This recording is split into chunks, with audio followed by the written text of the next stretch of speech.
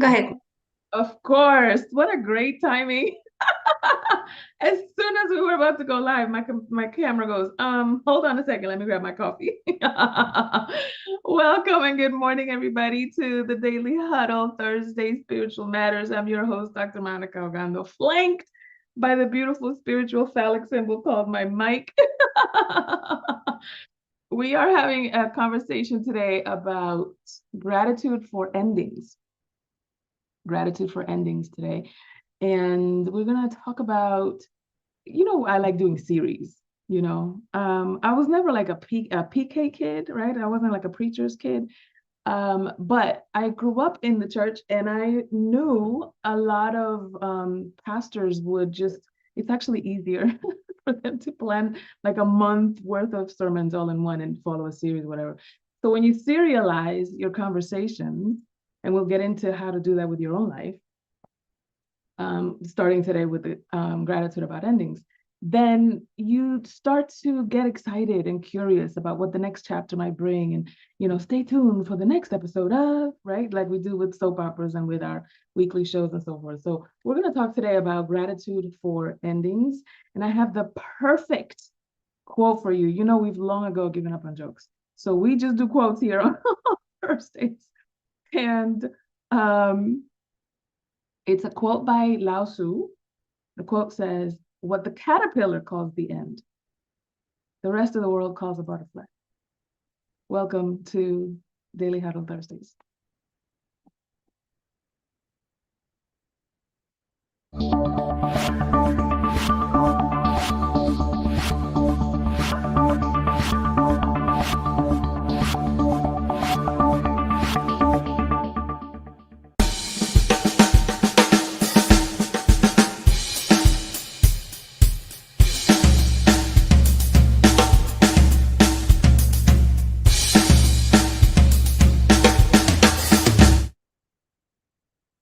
Okay, buenos días, good morning, bonjour. ¿Todo bien? Okay, listen, this right here, this is like morning joy was not available any other of the previous days of the week, okay? This is just for you. This is just for the Daily Huddle. So we're gonna get centered with our beautiful questions that always get us into the now moment. And I'm going to start with Michelle. Michelle, how are you? And what are you thankful for today? I am the way I say that I am, and I am super sparkly this morning because I'm going to have a wonderful day. Sparkly too. Good, high five. Bing. And I am grateful for another day to be thankful for great friends. Great friends. That's what friends are for. Yep, that's exactly right. We're gonna do musical Tourette's today. Okay, Tara, where are you, Tara? And who are you hugging today? Right here. Sorry about that. Good morning. I am right here with you all as I drive. So I'm listening driving with my whole heart. Awesome, awesome. And who are you hugging today? Oh, I am going to hug so many friends tonight at a fundraiser for my daughter at Two Sparrows Village. Oh, nice. Okay. Listen, everybody cash out Tara $20. If you can't go, make your presence known. I love it. Very good. And Virtue, darling. Let's see. We said, how are you? We said, where are you? We said, what are you thankful for? We said, who are you gonna hug? What am I missing? Am I missing anything? I just wanted to say hi to Virtue. What am I missing, Michelle? Good morning, everybody. What time is it? Oh yeah, Virtue, what time is it? Well, the time is, right now. The only time we have. The only Mastermind Virtue. Yes. Yes. If Gio were here, he would look around. He'd be like, let me see. Let me get some cues from the environment and see what time it is. He's so cute. Thank you everybody for being here. Hale, Tara, Virtue, Rashida, Stan, Harumi, Michelle, Lisette, Sorrell. I appreciate you being here. And then of course, all of you watching us on Facebook Live, all of you watching us on YouTube, we appreciate the Daily Huddle community. And so it feels like as we are moving, as we're growing, as we are evolving the daily huddle community, we also have to confront or lovingly put down certain endings, right? And this happens in our lives as well, where we sometimes don't like for things to end, sometimes to our own detriment, right? Sometimes the reason you don't want something to end isn't because you don't think it should. Sometimes you know it should. You just don't like the change. You just don't like the unfamiliar. You just don't like the unknown.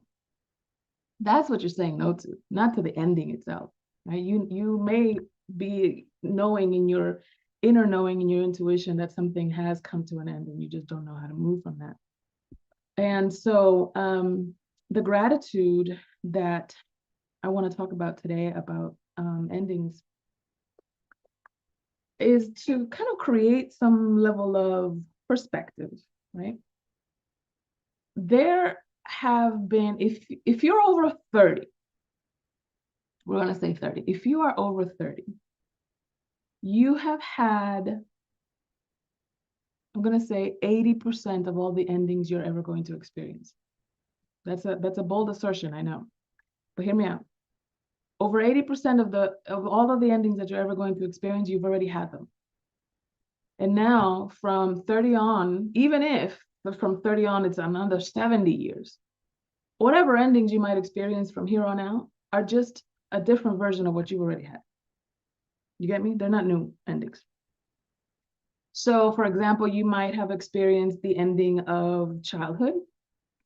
And then when you move forward, you may have experienced the ending of some level of innocence about starting a business, growing a business, a marriage, et cetera, et cetera. So there's a certain death of innocence that happens, just like what happened when you said bye to childhood.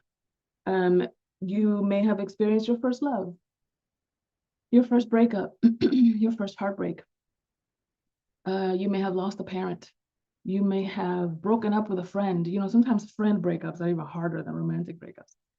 And so moving forward, whatever endings you may have experienced are really just another iteration of those that you already lived through. And this is an important distinction.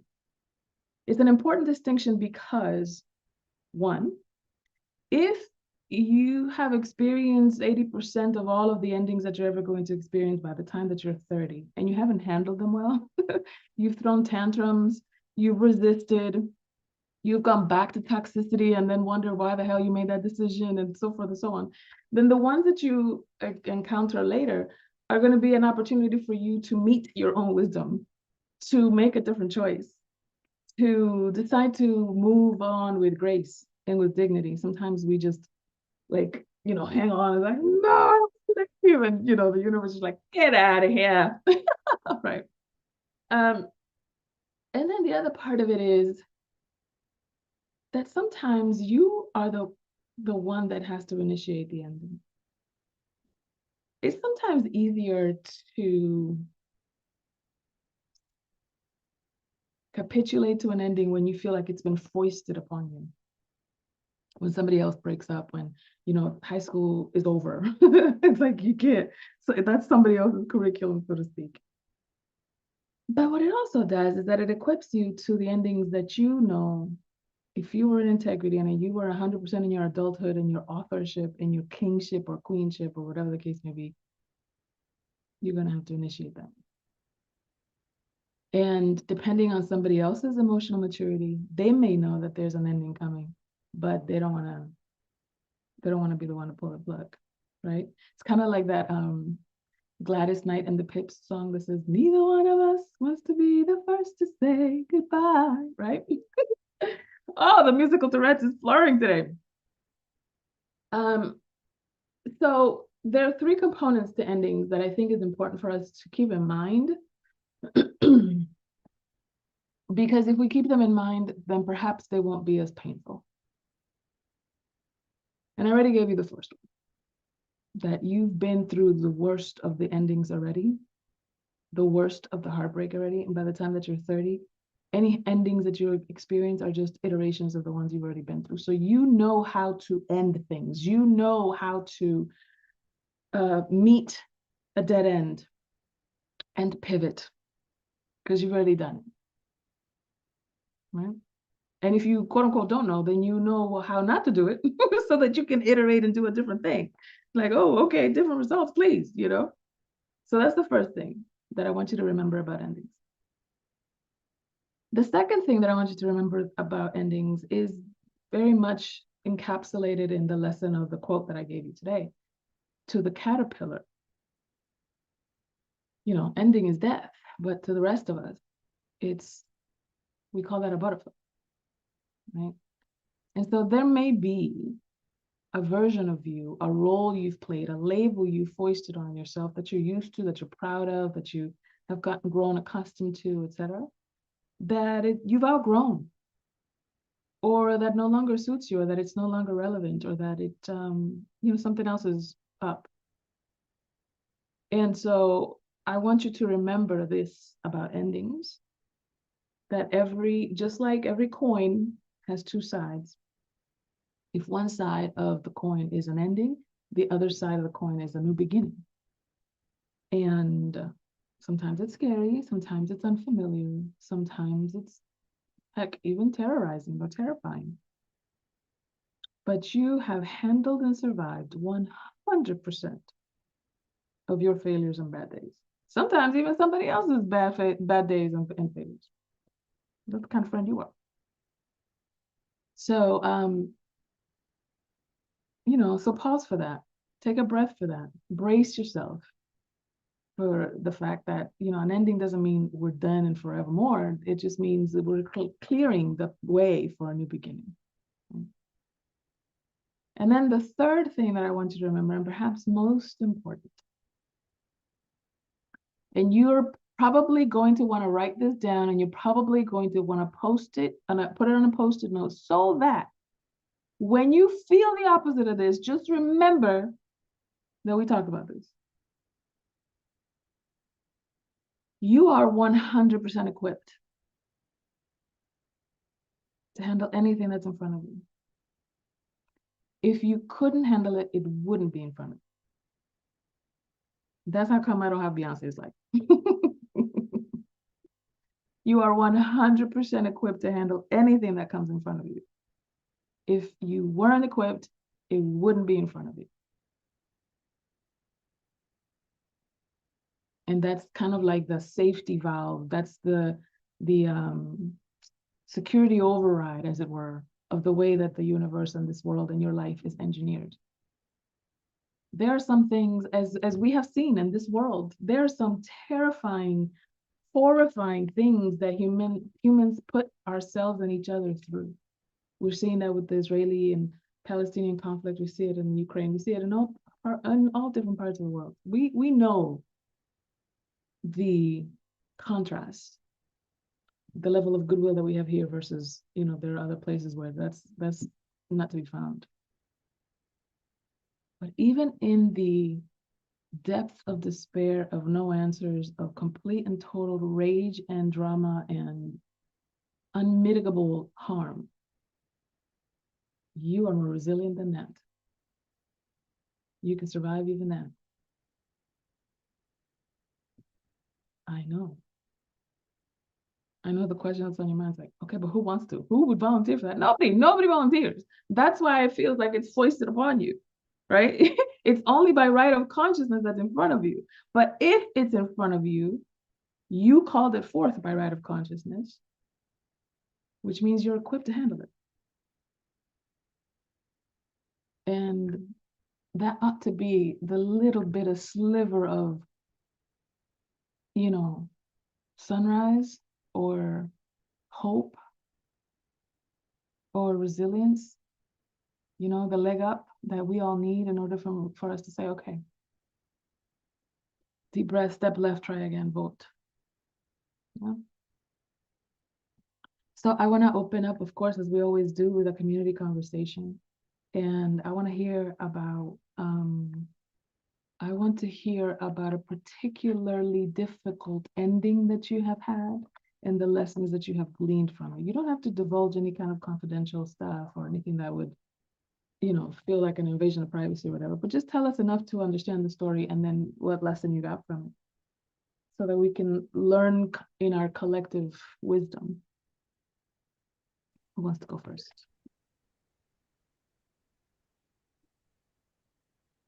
Oh, come on, please. Who's that? Yeah. Oh. Yes. Florence.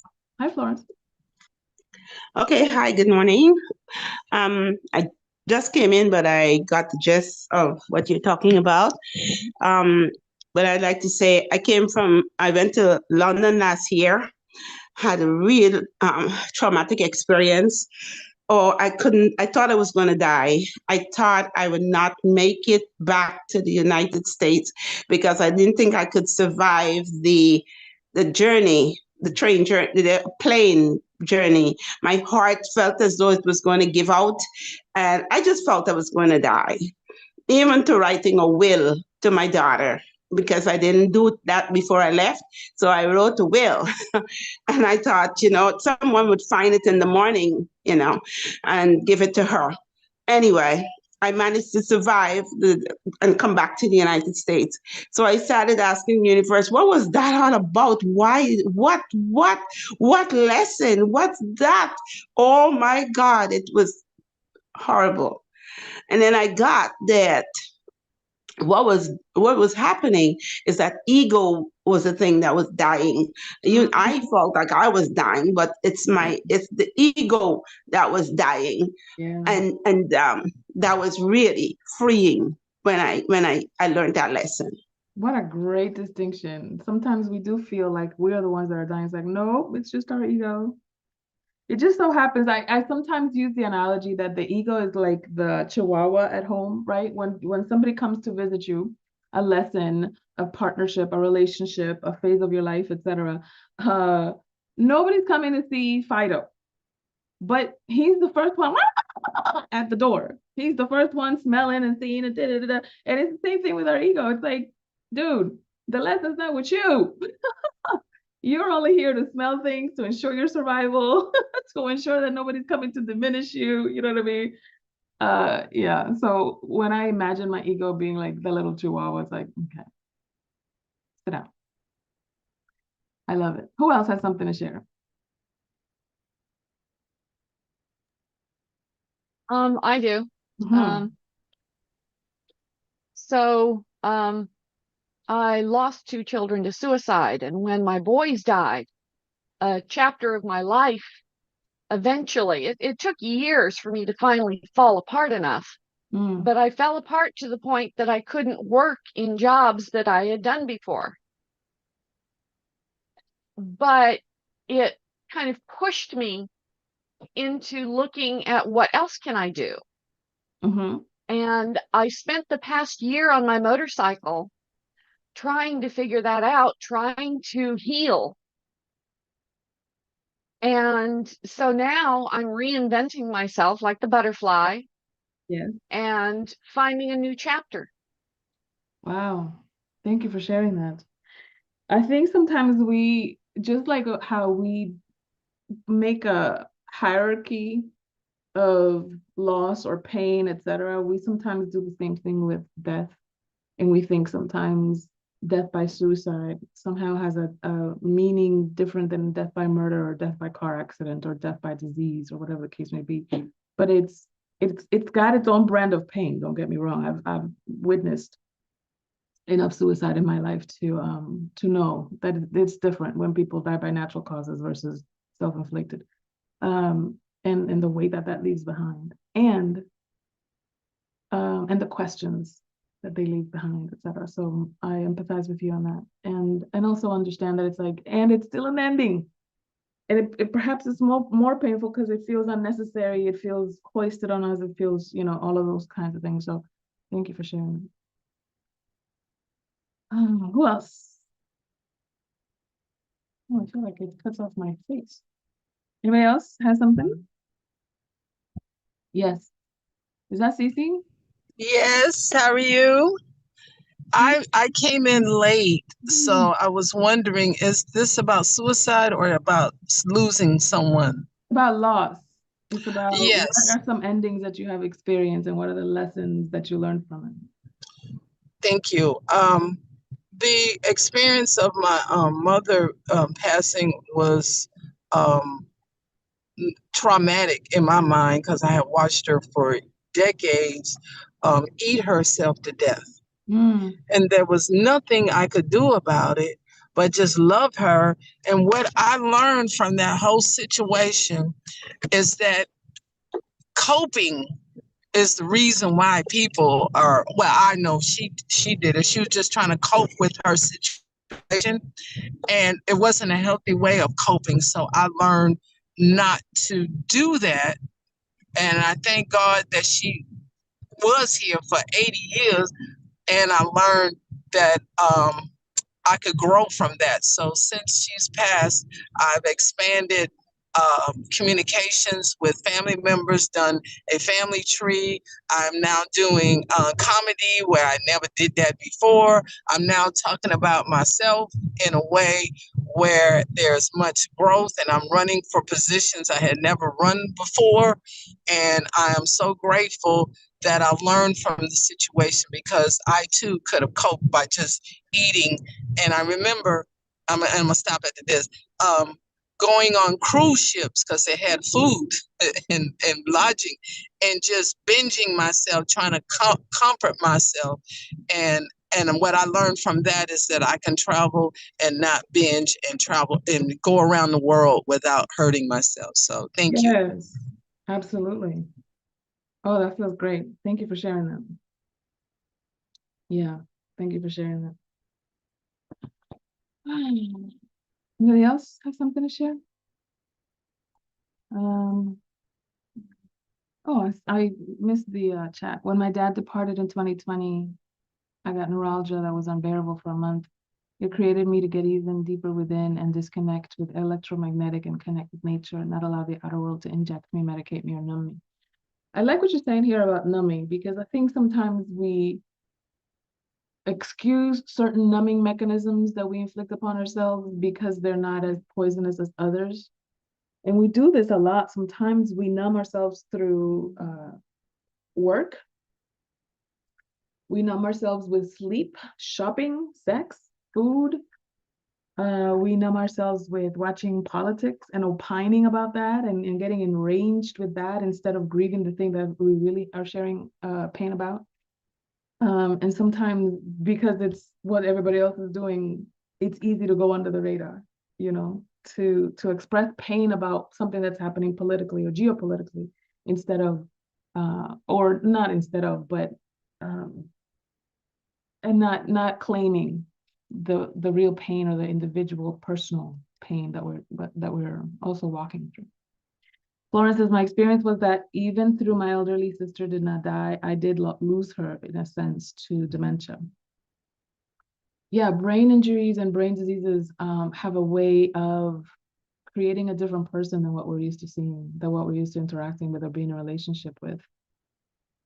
It's such a remarkable thing to watch. This happened also with my brother, who we lost to ALS in 2021. You know, the ALS is really just your muscles atrophying, and your brain is a muscle too. And so when your brain is loses its elasticity or its connectivity, etc., it's like, yeah, you become a different person. Oh yes. So here's the thing that I want to say about grief and experiencing endings. So I can give you a little bit of coaching about that. Not that you asked, but you know, we're here sharing. This society does a piss poor job of holding space for ourselves and each other when we experience loss. We just saw that with COVID. So many people lost people in the pandemic. Sometimes it wasn't even because of the pandemic. Sometimes it wasn't because of disease. Sometimes it was even because, like, I didn't know you felt that way politically, and now we can't be friends, and you know, that kind of thing. So create for yourself the space to grieve, what I'm envisioning as I say that, because I'm a very visual learner, what I'm envisioning is like if you're walking through a forest and you come to a clearing, the trees are huge, tall above you, but there's a clearing where there may be some stumps and some grass and some flowers and some, maybe even a brook or a canal or whatever. And you can sit on one of those stumps. That stump used to be a tree, and now it's what's left over after it's died. Right? Sit on that. Give yourself time to breathe. Give yourself time to heave as you cry, as you weep, as you release. Allow your body to help you release some of that trauma, some of that sadness, some of that grief, some of that anger, some of that frustration, some of that, sense of loss. And cry or weep or journal or do whatever it is that you feel like you need to do at the moment until it's finished, until you're like, okay, I'm finished. The best teachers for us on that are our children. If you've ever seen a child have a temper tantrum, they go for it. I mean, it could just be over a cookie. It doesn't have to be an earth-shattering situation, but they go for it. And they go for it for as long as the tantrum needs to go, usually about 90 seconds to 3 minutes, and then it's done. But what happens to us as human beings is that we are taught to hold that stuff in. Or when we cry, we do it very politely. We excuse ourselves and we preface it and epilogue it and grab some toilet tissue and then excuse ourselves or turn off the camera or whatever, because you don't want people to see you in your grief or in your sadness or whatever the case may be. And then you taper it down. And you've done that, you've suffered that indignity at your own hand for so many times that now, at your big old age of whatever it is, you feel like if I let this shit go, there's no putting back the dam. Right? And what I want to say to you is, if you can imagine that sometimes we feel as though the pain, imagine that this fist that I'm holding is your heart. And what I want you to imagine is sometimes we feel as though the pain is outside. It's external circumstances, it's situations, it's relationships, it's people, it's events, it's blah, blah, blah, blah. And that if we open our hearts, we're going to come up against that pain, so we keep it closed. That's not what's happening. What's happening is the pain is inside of the heart. And when you open your heart, you're actually letting the pain go through you instead of holding it in and causing disease or causing any kind of stress-related illness or whatever the case may be. It also allows you to connect with other people who are going through similar pain with your open heart, with their open heart. And the lesson that got that through for me was one time one of my nephews was having a temper tantrum. This is at my sister's house in Florida. And my father, when he was still alive, he went over there to see what's happening. And he says to him in Spanish, ¿Qué te pasa? And I heard it different, because usually we translate ¿Qué te pasa in Spanish to what's wrong with you. But when I heard it in the literal form, it says, what is passing through you is ¿Qué te pasa? And I just thought that's such a great way to speak about our experiences, about our pain, sadness, even happiness, joy, intimacy, connection, bliss, joy, you know what I mean? So all of that stuff, even the happy things, are just passing through. And so when you can have your relationship with endings in that way, this is something that just finished passing through. It wasn't mine to keep. And then this next thing is also going to pass through. Just like our children are not our own, our husbands, our wives are not our own, our family of origin or the family that we created, none of it is ours. All of it has just been entrusted to us for a certain amount of time. And hopefully we did good while we were the fiduciary care. And now it's on to the next chapter. So thank you, everybody, for being here with us. Remember to, of course, love, generously, laugh. I want you to laugh like that snorty laugh that you only do in the bathroom because you're too embarrassed to share it in public. Do that one. Exercise more, move your tail feather. Remember that twerking is spiritual exercise of raising your kundalini. Stress less, eat more plant-based food. Of course, always audit your assumptions. Check yourself before you wreck yourself. We love you. Thank you for being here. See you next time.